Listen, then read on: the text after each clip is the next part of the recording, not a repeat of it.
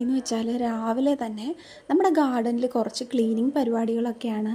അപ്പോൾ എനിക്ക് ഇന്നത്തെ ദിവസമാണ് ശരിക്കും സമയം കിട്ടിയത്. ഞാൻ ഇടയ്ക്കൊന്നും അങ്ങനെ ഗാർഡൻ നോക്കിയില്ലെന്ന് വേണേൽ പറയാം.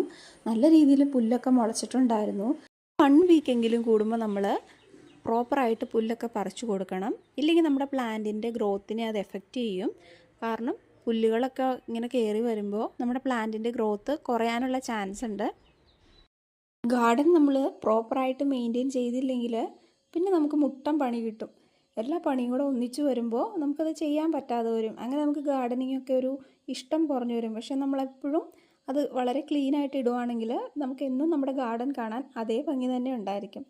ഗാർഡനറുടെ മെയിൻ ക്വാളിറ്റിയാണ് ഗാർഡൻ എപ്പോഴും ക്ലീൻ ആൻഡ് നീറ്റായിട്ട് സൂക്ഷിക്കേണ്ടത്.